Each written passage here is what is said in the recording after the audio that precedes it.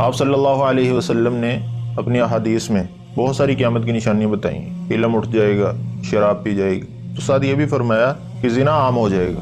تو آج کے دور میں اگر آپ دیکھ لیں اپنے ارد گرد تو نکاح سے زیادہ زنا عام ہو گیا، نکاح کرنا مشکل ہو گیا اور زنا کرنا آسان ہو گیا۔ تو زنا کی بہت ساری قسمیں ہوتی ہیں، زنا یہ نہیں ہوتا جو آج کل ہمارے ذہن کے اندر داخل ہے۔ زنا کی مختلف اقسام ہیں، ہماری نظر زنا کرتی ہے، ہماری سوچ زنا کرتی ہے، ہمارے ہاتھ زنا کرتے ہیں، بد نظری بہت بڑا زنا ہے۔ العینان زناہما النظر، احادیث میں ہے کہ آنکھوں کا زنا کیا ہے؟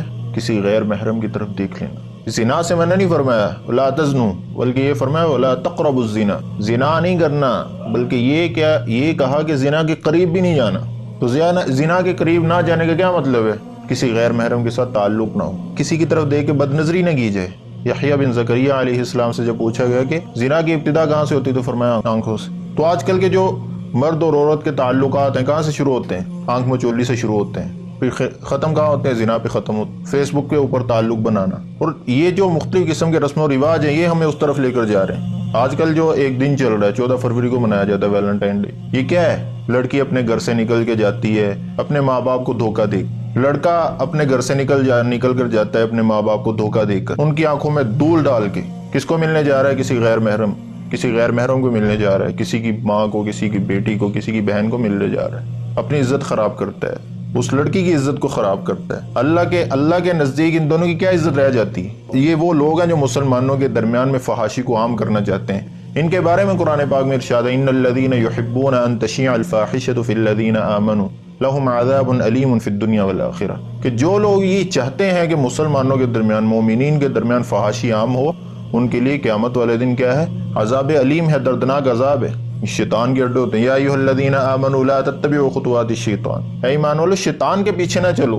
ومن یتبع خطوات الشیطان فانہ یأمر بالفحشاء والمنکر، جو شیطان کے پیچھے چلتا ہے، شیطان تو یہ کہتا ہے فحاشی کی طرف آؤ، شیطان تو فحاشی کی طرف انسان کو لے کر جاتا ہے۔ ہم کیا سمجھتے ہیں کہ اللہ ہمیں دیکھ نہیں رہا ہے؟ یہ وہ رسم و رواج ہیں جو مغربی ممالک کی طرف سے آئے اور ہمارے اندر گھس گئے۔ حالانکہ ان کے تو جو جائز کام تھے نا، اس کے اندر بھی اللہ کے نبی نے فرمایا کہ مشابہت نہیں کرنی۔ روزہ تھا، 10 کو وہ روزہ رکھتے تھے۔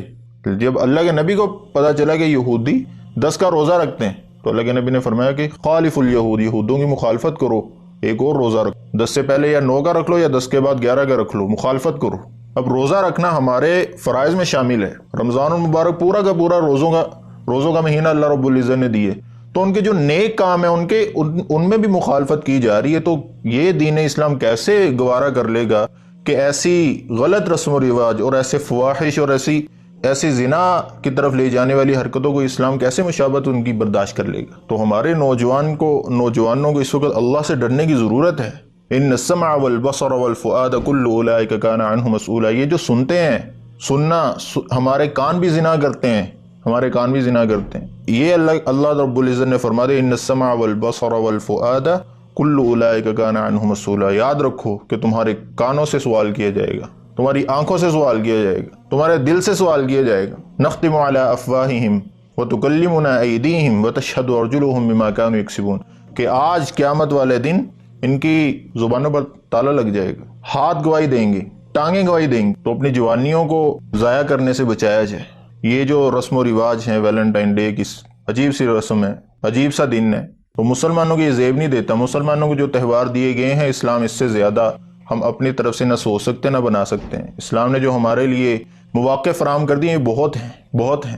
نکاح کرو، اپنی بیوی سے محبت کرو، اپنی بیوی سے اظہار محبت روزانہ کا روزانہ اپنا ویلنٹائن ڈے مناؤ، روزانہ اپنی بیوی کو پیار محبت کی باتیں کرو، اس کو روزانہ کہو کہ میں تم سے محبت کرتا ہوں۔ تو جب بیوی کے ساتھ ہم یہ نہیں بولتے تو بیوی کا دل ٹوٹتا ہے، پھر رشتے ٹوٹتے ہیں۔ رشتہ یکدم نہیں ٹوٹ جاتا ہوتا، رشتے کے پیچھے سالوں سال کی محنت ہوتی ہے، پھر وہ ٹوٹتا ہے۔ روزانہ جب غیر محرم کے ساتھ تعلق ہوں گے، شادی کے باوجود غیر محرم سے باتیں ہوں گی، کسی اور کی تعریف ہوگی، بیوی کی تعریف نہیں ہوگی، تو کیا ہوگا؟ پھر طلاق ہوگی۔